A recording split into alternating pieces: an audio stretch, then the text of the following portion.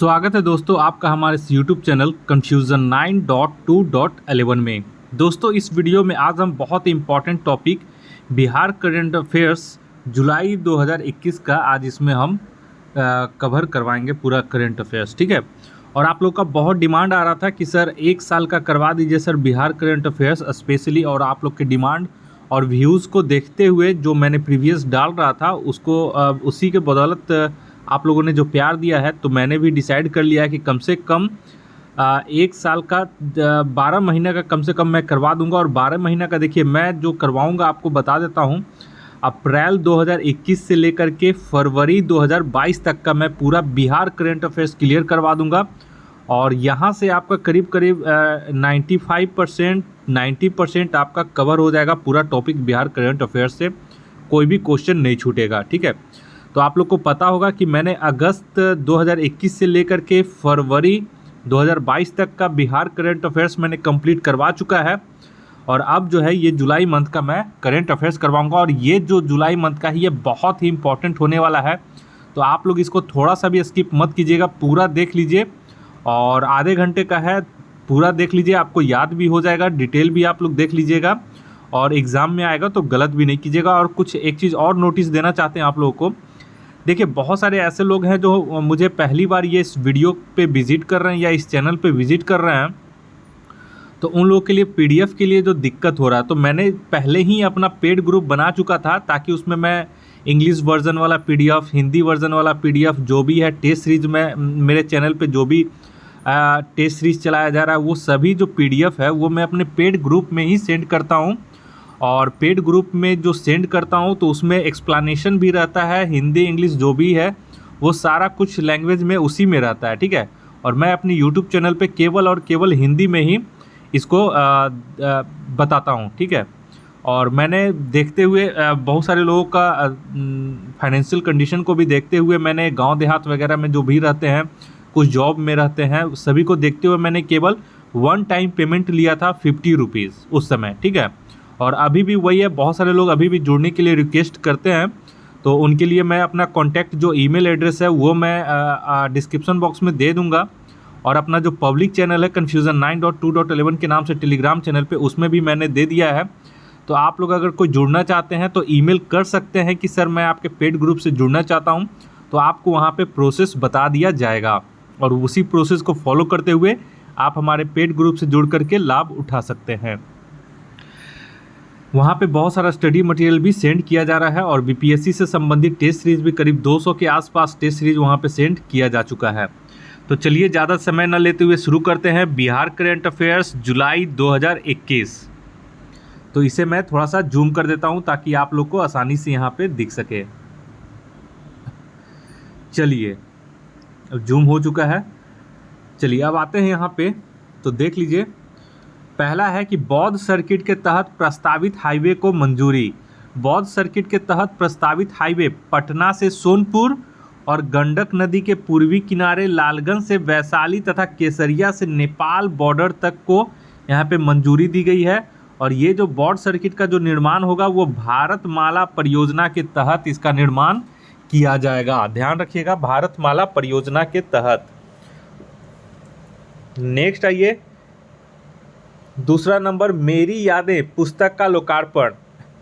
तो मेरी यादें जो पुस्तक, ये नोट कर लीजिएगा, इंपॉर्टेंट है, ठीक है। लोकार्पण जो किए हैं वो राज्यपाल बिहार के राज्यपाल फागू चौहान के द्वारा इस पुस्तक का लोकार्पण किया गया है। और इसके जो लेखक हैं वो है डॉक्टर विनय कारक, ठीक है। और रचना श्रेणी है ये डॉक्टर विनय कारक की, ये आत्मकथा है। नेक्स्ट है ये तीसरे नंबर में, 1.5 करोड़ टीके लगाने वाला बिहार 8वां राज्य बन गया था। तो बिहार 24 जून को विगत 24 घंटे में 2.13 लाख लोगों को टीकाकरण कर 1.5 करोड़ के आंकड़ा को पार कर गया है। और इसी के साथ बिहार 1.5 करोड़ टीके लगाने वाला देश का 8वां राज्य बन गया है। और बिहार की कुल आबादी में टीकाकरण 12.75% हुआ है। और 1.5 करोड़ टीके लगाने वाले कुछ राज्य हैं, ये कुछ खास इंपॉर्टेंट नहीं है। नेक्स्ट आइए 4 नंबर में, बिहार में तैरता बिजली घर। ये बहुत इंपॉर्टेंट है, इसे नोट कर लीजिएगा। तैरता बिजली घर का निर्माण सुपौल और दरभंगा में किया जा रहा है और ये लगभग इसकी उत्पादन क्षमता जो है 2 मेगावाट है। जल जीवन हरियाली अभियान के तहत तैरता बिजली घर का निर्माण किया जा रहा है और याद कर लीजिए दरभंगा तैरता बिजली घर बिहार का पहला 1 मेगावाट 1.6 मेगावाट से अधिक का फ्लोटिंग सोलर प्लांट दरभंगा में लगाया जा रहा है, जो कि बिहार का पहला है। नेक्स्ट है ये बाल हृदय योजना में संशोधन। इलाज हेतु बच्चे के साथ जाने वाले तीमारदार को मिलने वाले परिवहन भत्ता को 5,000 से बढ़ाकर 10,000 किया गया है। तो इसका कंडीशन क्या है यहाँ पे देख लेते हैं कि 6 वर्ष से कम उम्र के बच्चों के साथ 2 अभिभावकों को जाने की अनुमति है। बाल हृदय योजना के तहत 7 निश्चय 2 के तहत ये आरंभ किया गया है और इसमें प्रावधान किया गया है।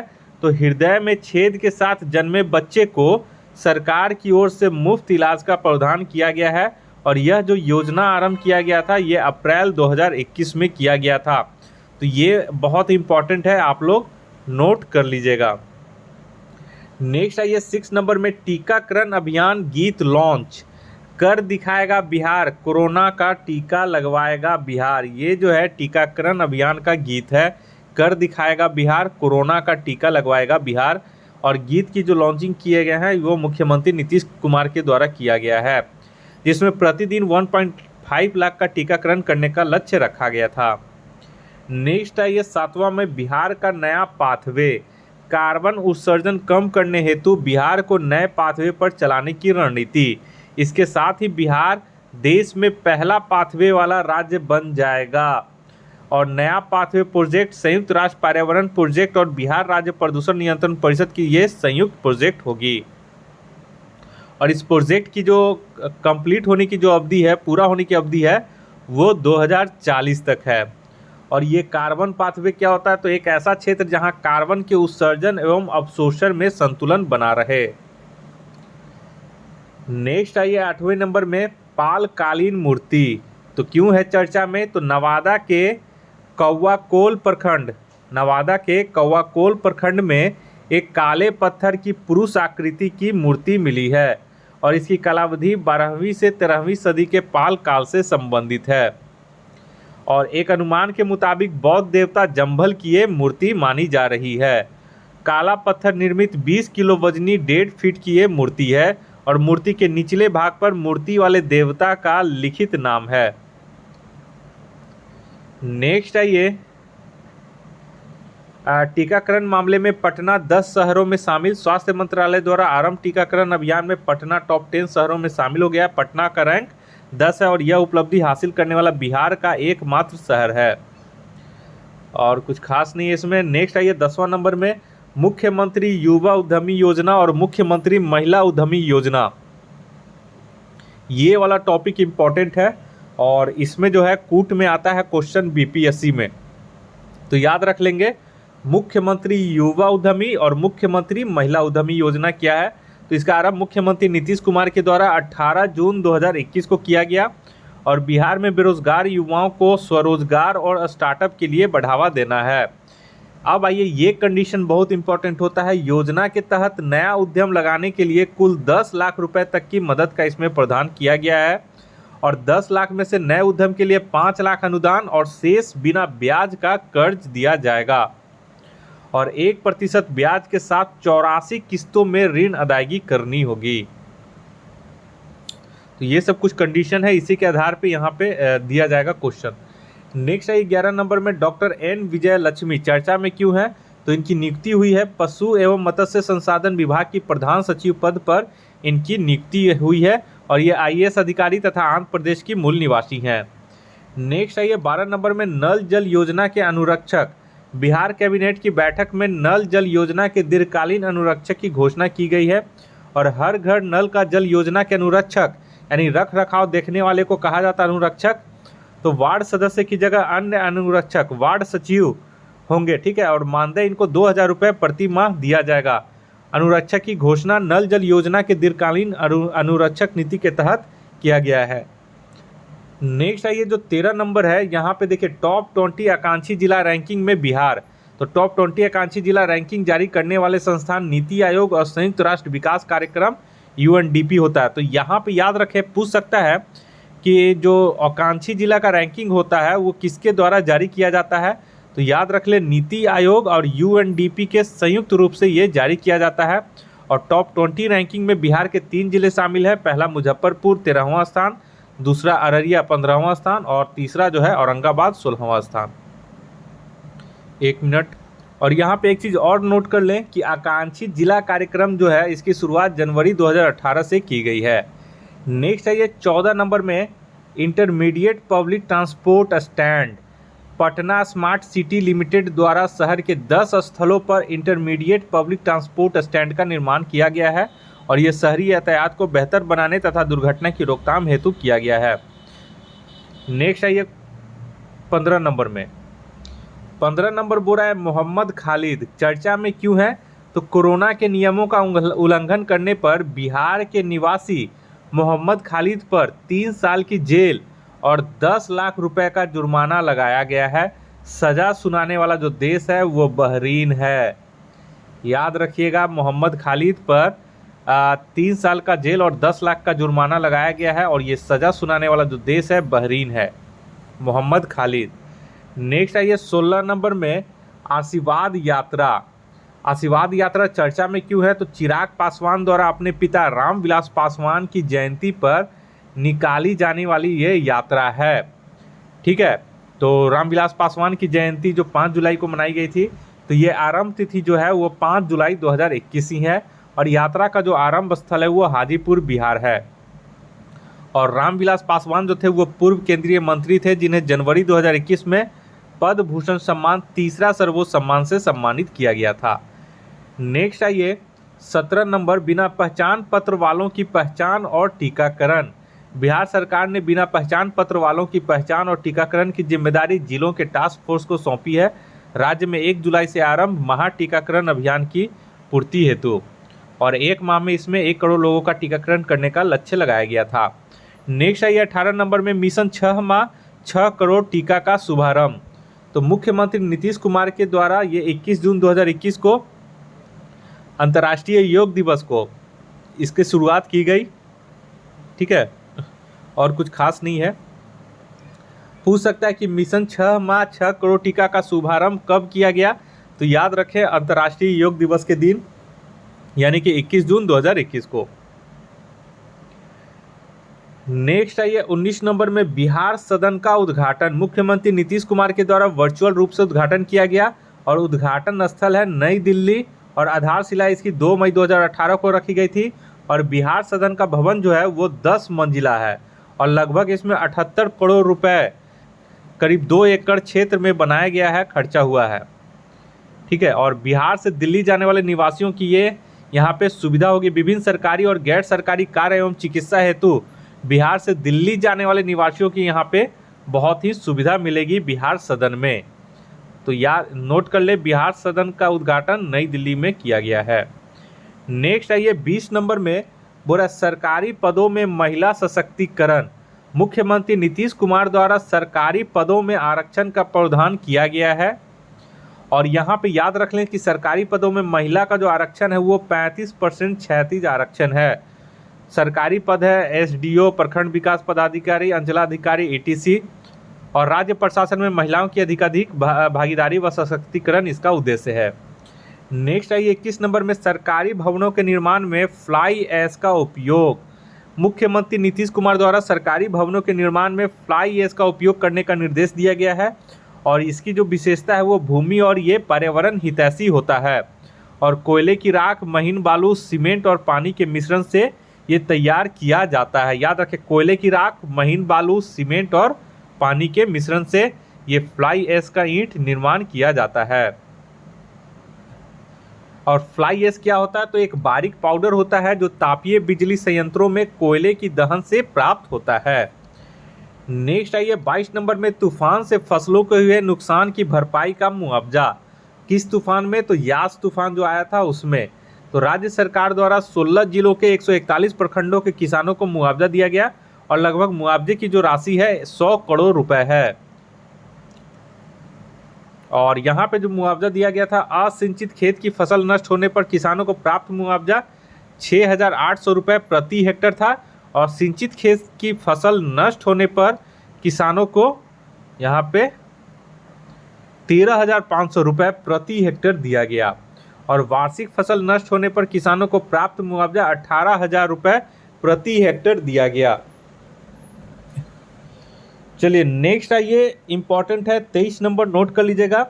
ई संजीवनी कोर्स चर्चा में क्यों है? तो कोर्स आरंभ करने वाला जो संस्थान है वो एम्स पटना है, भारतीय आयुर्विज्ञान संस्थान एम्स पटना है।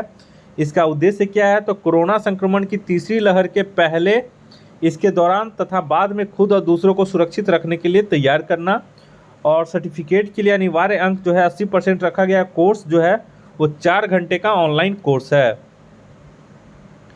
नेक्स्ट है पशुपति पारस चर्चा में क्यों है? तो लोक जनशक्ति पार्टी लोजपा के नवनिर्वाचित अध्यक्ष ये हैं पशुपति पारस।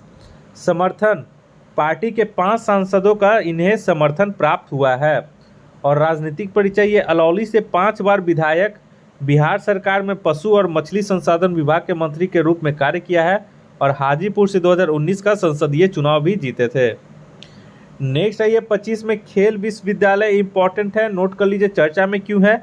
तो मुख्यमंत्री नीतीश कुमार के द्वारा खेल विश्वविद्यालय में नामांकन में लड़कियों के लिए 1/3 सीटें आरक्षित करने की घोषणा किया गया है, और खेल के प्रति छात्राओं को आकर्षित व प्रोत्साहित करना इसका उद्देश्य है। और खेल विश्वविद्यालय स्थापना हेतु बिहार सदन में प्रस्तावित विधेयक यहाँ पे प्रस्ताव किया गया। और अंतर्राष्ट्रीय स्तर का क्रिकेट स्टेडियम का निर्माण कहाँ किया जा रहा है? तो ये राजगीर में। और खेल अकादमी का निर्माण कहाँ किया जा रहा है? तो राजगीर में। तो ये दोनों आप लोग नोट कर लीजिएगा। नेक्स्ट आइए 26 में, मॉनिटरिंग लैब की स्थापना।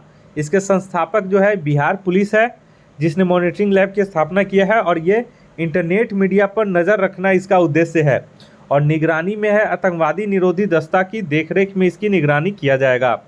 लाभ क्या होगा? तो फेसबुक, ट्विटर, व्हाट्सएप, यूट्यूब जैसे इंटरनेट मीडिया की मदद से चल रही आतंकवादी गतिविधियों पर नज़र रखी जाएगी। मॉनिटरिंग लैब की ये उद्देश्य। नेक्स्ट आइए, नालंदा खुला विश्वविद्यालय चर्चा में क्यों है? तो राज्य सरकार द्वारा नालंदा खुला विश्वविद्यालय को पटना बिस्कोमान भवन से नालंदा में स्थानांतरित करने की घोषणा की गई है। याद रखिएगा, नालंदा खुला विश्वविद्यालय है जो पहले पटना बिस्कोमान भवन से चलता था, अब इसको नालंदा में स्थानांतरित करने की घोषणा की गई है, और इसको 2022 में स्थानांतरण कर दिया जाएगा। और स्थानांतरित जो स्थल है वो विश्व धरोहर नालंदा महाविहार विश्वविद्यालय के भग्नावशेष के पास है। नेक्स्ट आइए 28 नंबर में, बोरा बाढ़ से बचाव हेतु मोबाइल क्लिनिक। राज्य में बाढ़ की आशंका को देखते हुए स्वास्थ्य विभाग द्वारा नावों पर मोबाइल क्लिनिक की स्थापना की गई है। बाढ़ग्रस्त आबादी को समय समय पर इलाज की सुविधा यहाँ पे उपलब्ध कराया जाएगा। नेक्स्ट है चिराग पासवान चर्चा में क्यों है? तो लोजपा के राष्ट्रीय कार्यकारिणी की बैठक में सर्वसम्मति से चिराग पासवान को राष्ट्रीय अध्यक्ष पद से मुक्त करार दिया गया, और नया जो राष्ट्रीय अध्यक्ष है वो सूरजभान सिंह को बनाया गया है। पशुपति कुमार पारस लोजपा के सभी 5 सांसदों का इनके पास समर्थन है। नेक्स्ट आइए इंपॉर्टेंट है 30 नंबर, जर्दालू आम चर्चा में किया है। तो हाल ही में 1000 किलोग्राम जर्दालू आम का निर्यात भागलपुर से लंदन किया गया था। तो पूछ सकता है कि आम की किस क्वालिटी का 1000 किलोग्राम भागलपुर से लंदन को निर्यात किया गया है? तो याद रखिएगा जर्दालू आम को, ठीक है। और निर्यातक जो है इन्वेस्ट इंडिया और एपीडी है। तो निर्यातक कंपनी कौन है? तो इन्वेस्ट इंडिया और एपीडा। और जर्दालू आम का मुख्य क्षेत्र भागलपुर का क्षेत्र है, और लंदन निर्यात होने वाला अन्य बिहारी फल जो है वो शाही लीची मुजफ्फरपुर का है। नेक्स्ट आइए प्रकाश पुंज चर्चा में क्यों है? तो पटना सिटी स्थित गुरु स्थल को प्रकाश पुंज के नाम से पर्यटन केंद्र के रूप में पर्यटन विभाग की ये योजना है, ठीक है। और पटना सिटी के पास इसकी स्थापना किया गया है। सिखों के सभी 10 गुरुओं के जीवन चरित्र से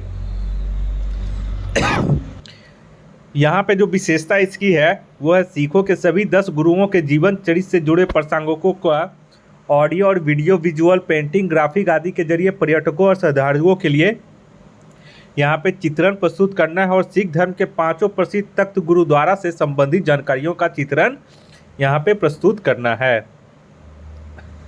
नेक्स्ट है ये जो 32 नंबर है, ये बहुत इंपॉर्टेंट है। डगमारा जल विद्युत परियोजना पर हस्ताक्षर।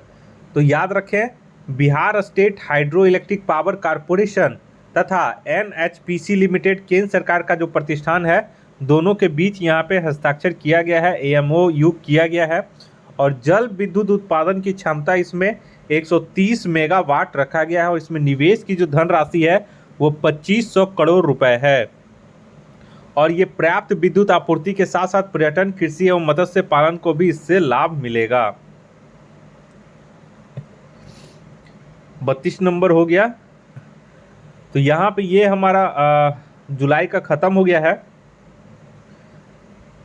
ठीक है, अब जल्दी ही अगले में मिलेंगे और तब तक आप इस वीडियो को देख ले, ज़्यादा आप लोग का समय वेस्ट नहीं होगा।